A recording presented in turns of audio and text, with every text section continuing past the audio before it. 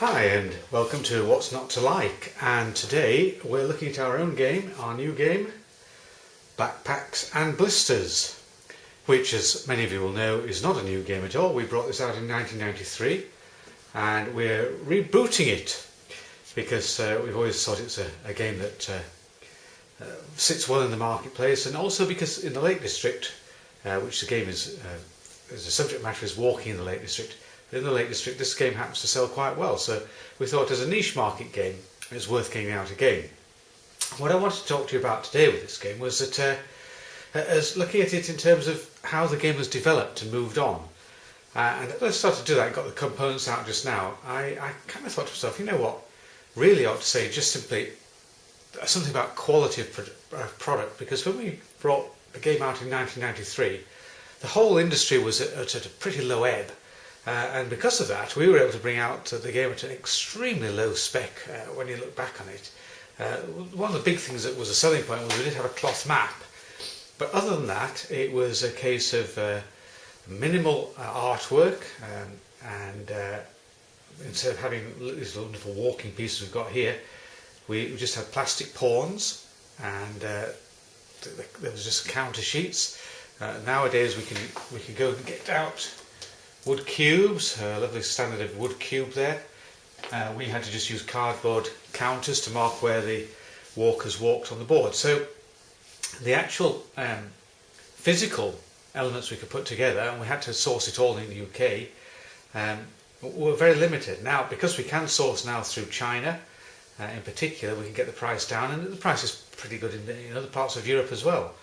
In addition to that, we are very fortunate to have Marco Primo with us as our artist, and the quality of work that he's able to produce for cards and the map itself and all the extra pieces we want in the game, it is terrific. And Marco is not alone in that respect. I know that artists working with board gamers and designers across the world are incredibly gifted individuals and very willing to go the extra mile to really help you get your product up to the standard you need, and to really develop it with you in terms of style and functionality in the game. So we're very lucky to have Marco. We wouldn't really have got anywhere in the last few years without his help.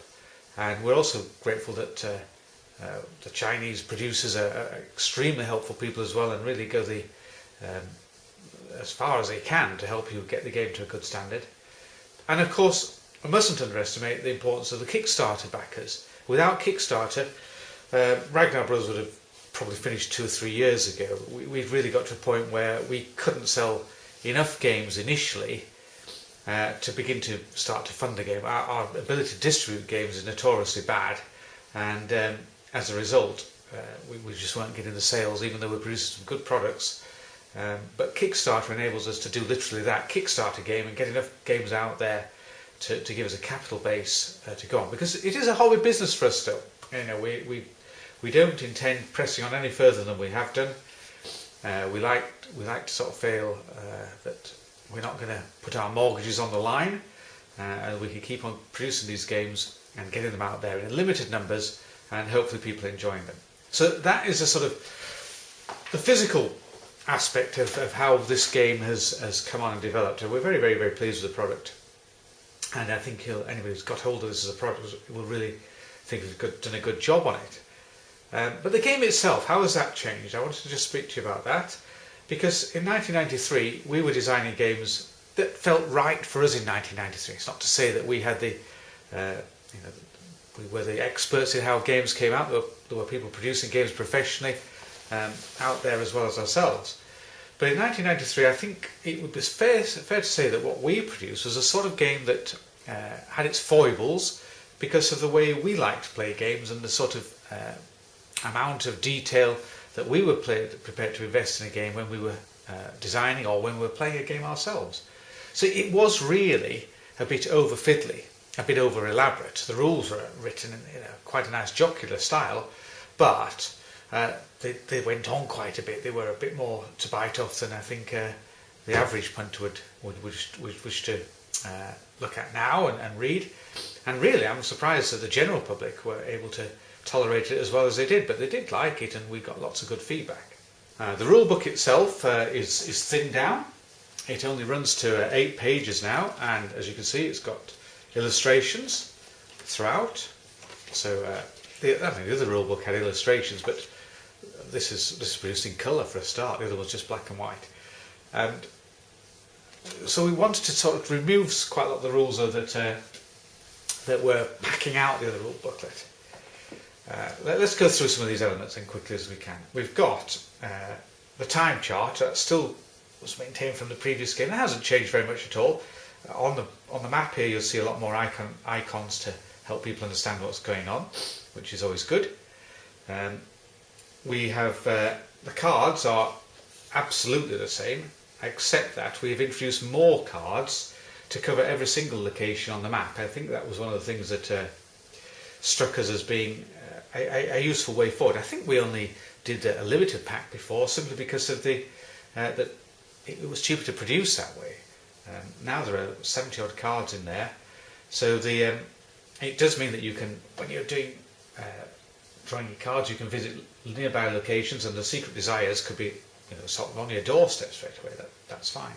I think one of the reasons for that, this particular card happens to be lying here, Stone Circle. In the previous game, Stone Circle wasn't available as a card, and I think that one of the reasons that was it's too close to Keswick. But of course, it's one of the cards you'd really want to illustrate and have in your game. So we've increased the number of cards, but that doesn't make the game any more complicated. In fact, in a way, it makes it easier because you're not likely to run through the deck quite so quick. We had to therefore increase the number of change of weather cards and a few more blisters as well, just to balance up the deck. But otherwise, the deck is exactly the same. There are no changes to the speed of cards or anything like that. We were able to, with the stretch goals, to get these targets changed from a little target counter to a KN, and I think that's a really nice addition to the game. It does mean when you can't see too well from when the camera is pointing straight down, but when you're sitting at ground level, you can see those very, very clearly on the map. And the good thing is you can move them off centre, off that location here. That's one of the mountain locations. Just move it slightly off centre so you can still read the title, but it's small enough to sit there and be really, really clear where it is. Similarly, I did mention these cubes earlier, but these replace the counters, and the counters used to sit again on these locations, and of course they took up space. So again, I think one of the big improvements we've been able to make is just simply the physicality of putting things a bit more neatly on the map like that. So after that, we then looked at some of the rules that we thought were packing out the game a little bit too much. I'd always felt that we didn't quite get the money and against victory points working quite right, so there's been a little bit of tweaking there. So when you take the bus ride, we've got the little bus here, and it's only a small thing, but I think children will like the idea that when they go on the bus, they're going to take the bus and say, I'm going from Seatoller, I'm going to go through Rossthwaite, I'm going to go down to Grange, and finally get back to Keswick. So when you get the bus now, the cost of that is just £1. We've made that simpler in that you can take the bus at any time. It used to be you had to arrive at a certain time to get the bus. That was on this time track here. Well, that's gone, so that's simplified that out. So you can get the bus whenever you like. You pay £1 and you just get 3 points for a nice bus ride as well. Much simpler rule system. Similarly, our ferry. Again, we've got a little ferry now, which is the traditional Derwent water ferry there. It sits on Derwent water. Same principle. There's no time slot now. You can take the ferry whenever you like, travel from one anchor to another, and for that you get 5 points, which is a good score. 5 points is the basic maximum score throughout the game. The cafe stop. Again, pay £1, stay at the cafe, change any number of cards, and you get 5 points. So the cafe stop becomes really quite a significant way of using your money. While I'm talking about money, let's just have a quick word about that, because in the previous game we had 2 50p coins. Actually, we've increased the value to £1, a bit of inflation there. So at the start of the game, you're going to start with £1 now, and then at lunchtime you get another £1. You find it in the bottom of your bag, and at tea time you find another £1. It's a way of making that element of the game, making sure it stays in the game. We used to find that people tended to spend the money first thing in the morning and get on, and then when they wanted to get a bus back in the evening, there wasn't any money left for them. So we have we've given people the opportunity to do that, particularly non-gamers who perhaps haven't planned out, able to plan the whole day quite so well as those who know the game better. So you will receive another £1 at lunchtime and another £1 at tea time, which means that element of the game keeps recurring, and people will see the value of it.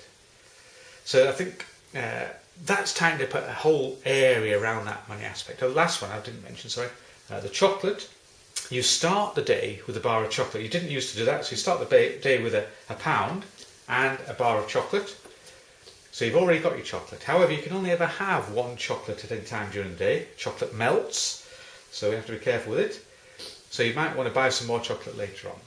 You can buy the chocolate either at the start of your turn or at the end of the turn, whenever you like. People tended to forget that. So again, trying to get those rules really refined. And I think that comes from years and years of playing this game and realising where there were some rough edges and smoothing things out. And I think also because the hobby's changed. The hobby is wanting rules that flow better, that are very intuitive. We play so many games, don't we, that there's always a new game coming along. You don't want to find yourself having to master rules for something that is, it's a 90-minute, it's not a filler, but it's a 90-minute light game for the evening sort of thing. Okay, so that's the money aspect. Quite a big changes around money. The biggest element of change in the whole game was introducing these equipment cards. At the start of the day, you start with an equipment card, and you can change it. Or you'll have to discard your equipment. You may change it. You may keep the same one if you're lucky.